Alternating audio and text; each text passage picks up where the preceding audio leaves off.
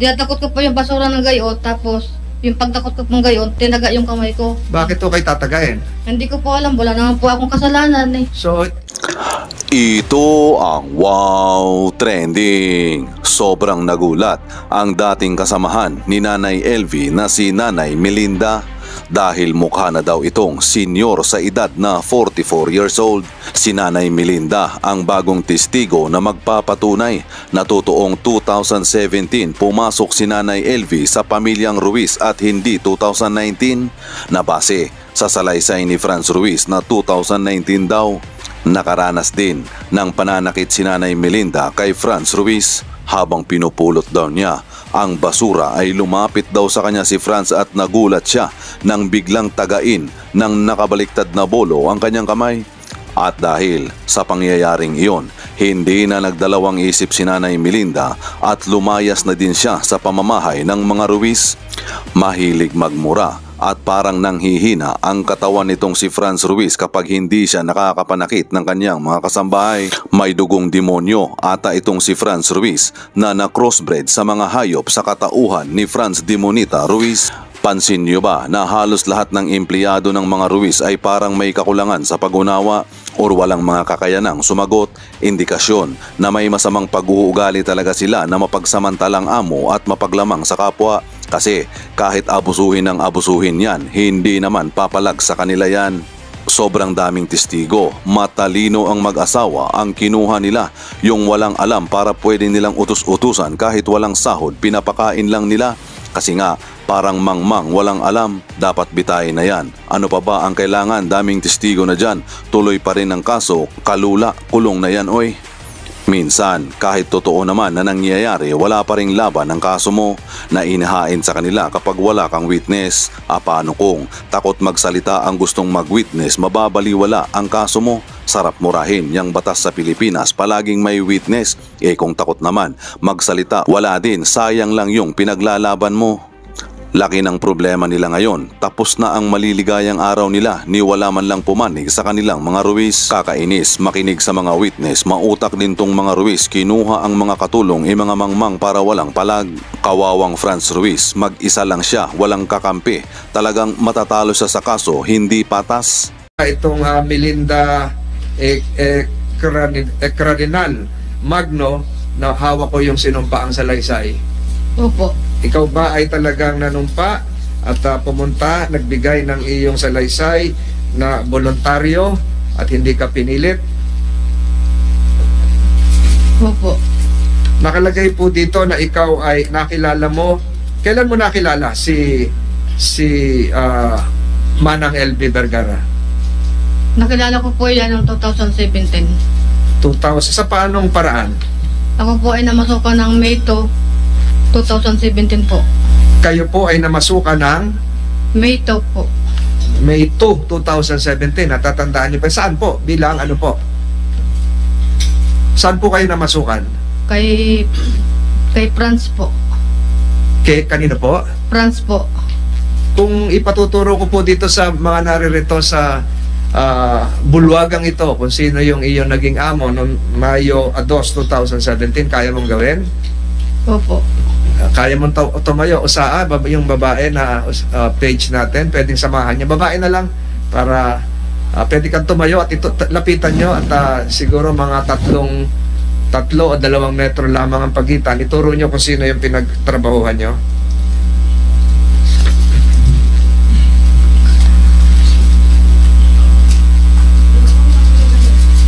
Pakailakas po. Nakaputi. Yung sino pa ho? Siya lang. Sino ho yung asawa? Alin po ang asawa? Ituro nyo ho. Let the records reflect that witness Melinda Cardinal Magno is pointing to spouses Ruiz seated in this hall. Pwede na kayo maupo. Mr. Chair, if I may. Senator Estrada? Only one question kay Madam Franz. Madam Franz, kilala mo to si Melinda? Paki-on po yung microphone. Sorry po, Your Honor and Mr. Chair. Opo. Correct. Likewise, that spouses Ruiz are being assisted by their counsel. Kayo po yung abogado? Kayo po yung abogado? Attorney Lorman Arugay, Your Honor. Attorney Arugay. Any other questions, Senator Estrada? Yes. So Manang Melinda Magno, kayo po ay namasukan sa mag-asawang Ruiz at nakilala nyo, sabi nyo kanina, si Manang LB Vergara. Sino po nauna? Siya o kayo? Bito po ako eh. Ano po? Bito. Mayto, siya po. Hindi ko na po natandaan yung pagpasok niya dahil nung pumasok po ako doon ay Nung pumasok kayo, nandun na ba si LB o nauna ka?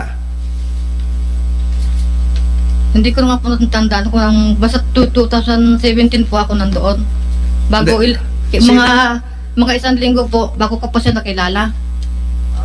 Araw po siguro ang pinag-anuhan namin dalawa. Araw ang pagitan. Opo. Hindi mo na maalala kung sino ang nauna. Opo. Pero nagkasabay kayo. Anong uri ng trabaho ninyo? Sa tindahan po.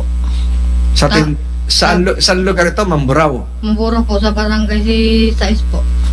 Kayo po ay tiga saan? Taga Mamburao po, barangay 9. Tiga ron din kayo sa bayan ng Mamburao. Opo. So kayo ay na-recruit ng mag-asawang Ruiz. Sa paanong paraan? Kayo ay nag-apply o naghahanap sila ng makakasama sa tindahan o paano? May nag-recruit ba sa inyo? Meron po nag-recruit sa akin na taga Kabakaw po. Sino po Sinamahan po ako noon. Sino po yung nag-recruit sa inyo? Ay, hindi ko po kilala kung hindi ko na po tanda yun. Matagal na po eh. 2017. So, Opo. tiga Mamburao din po yon. Taga-Abra po. Ano? Taga-Abra po yung nag-recruit sa akin. Baka malito ho yung iba nakikinig. Meron pong Abra na lalawigan sa norte, pero ang alam ko sa Mindoro, meron tinatawag na Abra de Ilog. Abra de Ilog po. Abra de Ilog. Liwanagin natin. So, itong Abra de Ilog ay isang bayan. Opo. Hindi ito yung Abra natin doon sa norte, Hindi po. malapit sa Baguio. So, Abra de Ilog, ni-recruit kayo at kayo ay namasukan. Gano'ng katagal kayo namasukan sa mag-asawang Ruiz? December po ako umalis noon eh. 2017 din po. November? December po. December. So, December. halos 6 na buwan lang kayo. Opo. Bakit po kayo ay 6 na buwan lamang nagtrabaho sa mag-asawang Ruiz? Kaya po ako umalis noon, gawa po na tinaga po yung kamay ko, maigi po at Paano po? tinaga po yung kamay ko, maigi po at likod ng gulok ang pinantaga niya sa akin. Tinaga kayo ng gulok. Opo. Malakas. Opo. Baliktad, likod. Binaliktad po, yung likod po. Sa anong parte pwede nyo? Ginayong ko po yung kamay ko at dinatakot ko po yung basura. Tinaga pong gayon ng Pwede kamay. ko kayong tumayo para maipakita nyo yung mustra sa amin sa kumiting ito. Hawak nyo yung basura. Tinakot ko po yung basura na pinapakita. Pakitaas nga yung mic. Dinatakot ko po yung basura ng gayon, tapos yung pagtakot ko pong gayon, tinaga yung kamay ko. Bakit to kayo tatagayin? Hindi ko po alam, wala naman po akong kasalanan eh. So, malakas yung hataw sa inyo, pero Opo. baliktad. Baliktad po. So, hindi dumugo kasi baliktad. Namaga lang po yung yung Saan nagsimula yung hawak ng gulok? Sa taas o baka ganun lang, kantiw? O yung talagang hindi naman po gaano sinubrahan ng lakas. pero kung hindi baliktad yung talim, Ay baka po naputol ang kamay ko. dalawang kamay, isang kamay. Dalawa po. Sino po ang gumawa? Si Franz po. So sa lakas, nabitawan niyo ba yung basura o Ay di binitawan ko pong gayan at siyempre hinaplosan ko yung kamay ko at masakit nga po yung ginawa niya sa akin. so talagang gustong saktan ka na hindi na umulit nung pagtagang baliktad, hindi na inulit? Hindi na po. Nagtatakbo ka o tinanong mo kung ba't ka tinaga? Ang sabi ko po sa kanya ay nakakasakit ka na para kang hindi tao eh. Ano Sabi sagot kong mo gayon. sa inyo? Hindi na po na siya umimik tapos po umalis na sa tabi ko. Anong palagay mo kung ikaw ay Mayo nagsimula, ilang buwan pagsisimula mo sa trabaho nangyari yung pagtataga? December po iyon. December. December 14 tinagaan niya yung kamay ko. December 15 po umalis ako. December, ano kapit tinaga? Anong araw ulit? 14 po. 14. So kinabukasan, umalis ka na Opo. dahil doon sa pagtatagang yon. Opo. So mula Mayo hanggang Disyembre, kumusta naman ang trato sa iyo bilang isang kasama sa bahay at katulong sa tindahan? Pag ako po ay napasok sa kanya tuwing araw-araw ay lagi po niya akong minumura dahil bagal na bagal ko daw tumarbaho. Paano ko minumura? Paano napasok araw-araw? Kayo ba live-in o stay out? Stay Ano out. ba ho? Na kayo ba Stay out po. nauwi kayo sa bahay nyo? Opo. Tapos araw-araw kayo napasok? Hindi kayo doon nakatira? Hindi po. Ayun. So, dinadatnan nyo lang doon ay si Manang LB. Opo. Ayun. So, ulitin nyo ho, lagi kayong minumura. Minumura po ako dahil ako daw mabagal daw kumilos. Tagal na tagal ko daw matapos ang trabaho ko. Ano na, If I- Senator, if I may. Senator Estrada? Paano ko minumura, Melinda? Aling Melinda? At sabi po sa akin, apurahin mo ika yan at marami pa tayong trabaho na iba, hindi lang ika yung trabaho na yan. Hmm. Sabi po Paano sa ko akin, minumura? adi dinuduro-duro pa ako dun sa pinagtatrabahoan ko. Kahit po maraming tao, dinuduro po niya ako doon. Teka, sinisweldohan ka ba? Kompleto naman sweldo mo. Ang- Magkano usapan niyo sa sweldo? 4-5 po ang sahod ng isang buwan. Ang ginagawa ko po, nagbabali-bali na lang po ako ng pang ano sa bahay. Hindi, kompleto naman ang sweldo ninyo. Binabayad niya. Hindi ko na po nakakuha yun dahil pag alis ko po ng buwan ng December, hindi na ko po nakipagkwentahan sa kanya. Hindi, nung umpisa niyo lang, nung nag-umpisa kayo magtrabaho noong May 2, 2017 hanggat December, buo ba ang sweldo binabayad sa inyo? Wala po. Wala, hindi kayo pinapasweldo? Hindi po, ay bali-bali lang po hanggang umalis ako eh. Magkano ang binabali ninyo? Ay di mga bigas po lang, mga grocery, yun lang po, tsaka mga ulam. Walang pera? Wala po. Walang binibigay sa inyong pera? Wala po. Okay. So, Senator Estrada, so ikaw ay araw-araw pumapasok at minumura, sabi mo, dahil mabagal ka. Ito ba'y trabahong bahay o trabaho doon sa... All around po ang nangyayari sa akin. Pag minsan po nasa bahay niya, naglalaba, naglilinis ng bahay. Pero ang usapan niyo sa tindahan. Opo, ang alam ko po, tindahan lang ako. Sa inyo pong sinumpang sa Laysay, meron kayo nabanggit na anak nyo, Jerwel. Opo, kasama ko po, kami po mag-ina. Magsabay kayong namasukan. Opo. Nandito ho siya ngayon. Nandito po, ayun po. Si Jerwel ba? Ilang taon na si Jerwel? Siya ba ay nanumpa? Comsec? Wala kang sinumpang sa Laysay pero hinihiling ng komiting ito na dito ka rin maupo. Sige, sige. Pwede kong umurong tayo ng isa, Miss Cueto, para lumuwag-luwag dito sa... Pwede mo itabi kay Franz? Magtabi sila na ano. Hindi, magtabi sila magnanay. Ayan, urong lang tayo ng one step, ano. Huwag ka matakot, Comsec, palapit sa iyo.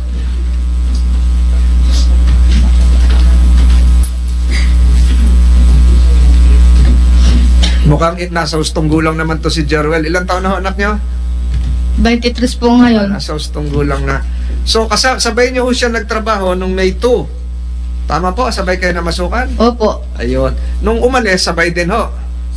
Siyempre, kinuha ko po at baka po kung anong mangyari sa kanya. Sinama mo. Kinama ko na po siya. Siya po ay, nung namasukan, stay in o uwi din araw-araw? Stay in po. Naiiwan siya. Stay in Opo. siya? Opo. Naiiwan siya. So, kayo po, umuwi, naiiwan siya. Bakit ho ganon? Hindi nyo sinasama pa uwi? Ay, ang sabi po ng friend sa akin, stay in na lang daw at siya naman daw ay walang asawa. Okay. Ganun kalayo ba ho ang bahay nyo? Nilalakad lang pa? Ay, malayo-layo din po eh. Nilalakad lang? Tricycle? Nakamotor po kami. Nakamita na kayo motor. Saan kayo nakikiangkas? Doon po sa aking asawa. May asawa po ako. Hinahatid kayo. Opo. So si Jerwel ay naiiwan sa bahay. So yung sinasabi mo kaninang nakita mong na ikaw ay tinaga, hindi mo to sinabi kay Jerwel, tinaga ako. Alam din niya. Hindi ko po sinabi sa anak ko. Pero ano yun? Pwede natin pasumpeng siya.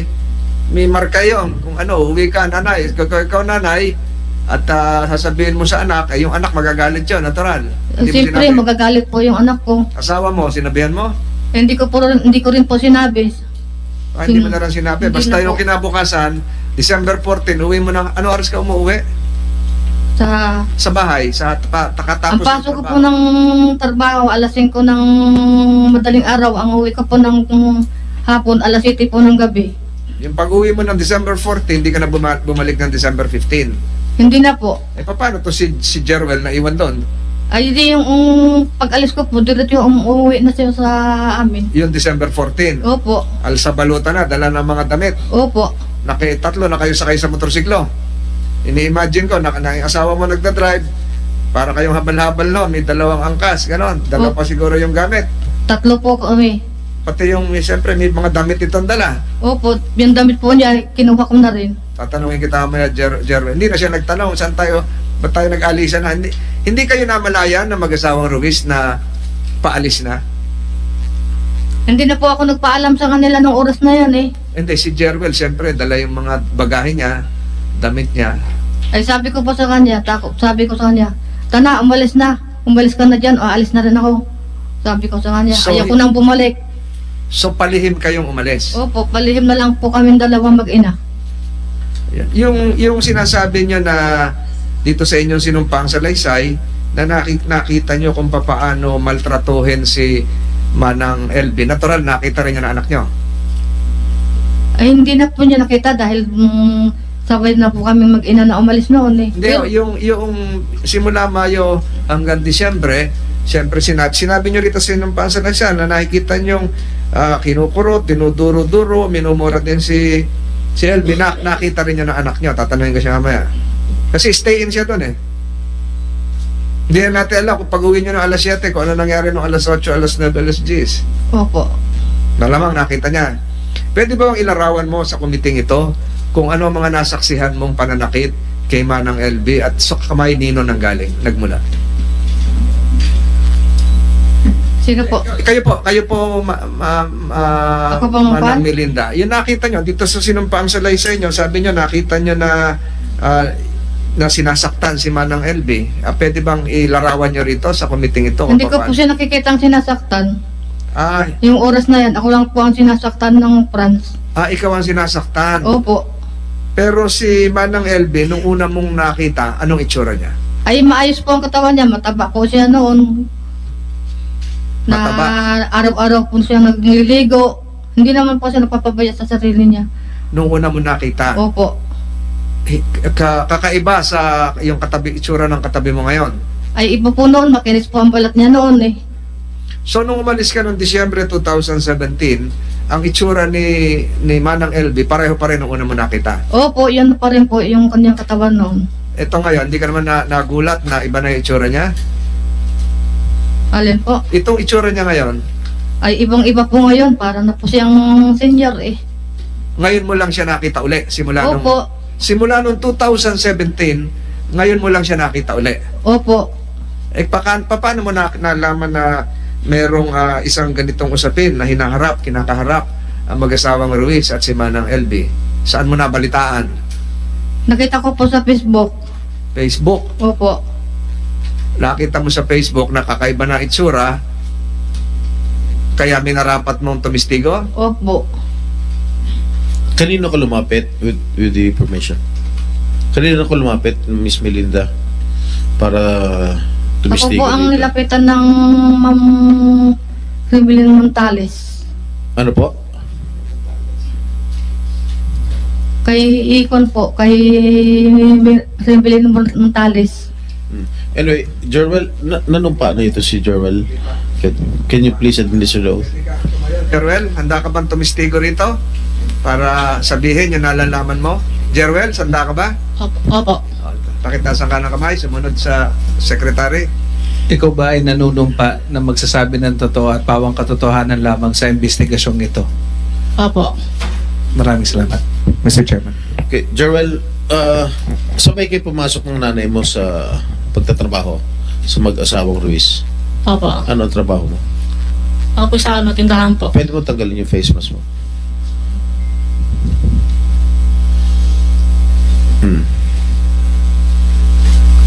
Anong trabaho mo? Sa tindahan po. Ano ang trabaho mo sa tindahan? Nakatinda po ng mga gulay. Teka, bakit magkaiba apelyido nila? Jerwel, Robato? Opo. Bakit ang ginagamit niya Magnum Aling Melinda? Apelido ko po yun ang dalaga. Hiwalay na ba? Hiwalay ka Hindi na po ba? hindi po kami kasal doon sa asawa ko. Hindi pa kayo kasal? Opo. Ano yung M? M sa'yo, Jerwel. Magno rin, Magno. ano? Magno. Okay. Sige, tuloy niyo. Pakita kayo yung mic nyo, mikropono nyo, Jerwel. Manang Melinda. Ilang taon ka nagtrabaho Papatayin kay ko po. doon sa mag-asawa? 17 po. Kasabay ng nanay mo? Opo. Sinaktan ka rin? Hindi po. Hindi ka sinasaktan? Okay, ilang oras? Nung pumasok ka doon sa trabaho doon sa mag-asawa ko, ilang taon ka? Ilang taon ka nun? 17 po. 17. So, minor de edad ka nun. Opo. Ilang oras ka nagtatrabaho? Ano po? Umaga. Umaga hanggang Gabi. gabi. So, bali ilang Opo. oras yun?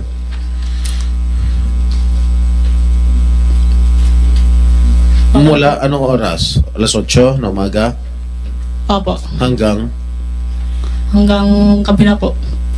Hanggang anong magsara oras? po. Hanggang Magsara po. anong oras nagsasara yung tindahan? Hindi ko na po alam eh, kasi matagal na po yun eh. Ha? Matagal na po. So mula May hanggang December, alas 8 ka na umaga hanggang magsara yung tindahan. Tama po ba ako? Opo. O di meron na ng violation niya dahil minor de edad to. At pinagtatrabaho siya ng mahigit na, palagay ko, mahigit na 12 oras ka trabaho. Anong uri na trabaho mo ron? Tiga karga? Tiga buhat? Anong trabaho mo sa tindahan? Nakatinda po. Ha? Nakatinda. Ano? Nakatinda po. Nagtitinda ka? Opo. Okay. Pinagagalitan ka rin ba ni, nung mag-asawa o ni Madam France? Minsan po. Paano? Minumura ka ba? Opo. Paano ka minumura? Yung mga... At bakit ka minumura? Hindi ko po alam eh. Minumura ka dahil hindi mo alam kung ano rason. Baka may ginawa ka naman Wala po. na hindi maganda, na ayaw nila sa paningin nila. Wala po. Nagsumbong ka ba sa nanay mo? Na Hindi minumura ka? Bakit hindi ka nagsumbong? Kasama mo nanay mo sa trabaho. Kasi po ano eh, marami po akong ginagawa eh. Kahit nang pag-uwi ninyo, hindi ka ba nagsusumbong? Hindi po. Nagtatago kayo ng secret, ng problema? Okay, gaano kadalas ka murahin? Hindi ka naman pinagbubuhatan ng kamay. Hindi ka naman tinataga. Hindi po. Gaano ka kadalas murahin? Ano po, sa... Pag may, Pag may, ginagawa ko. anong ginagawa mo? Nagano po ng mga paninda, naka-display po. Ano? Naka-display po. Pakiulit. Sa?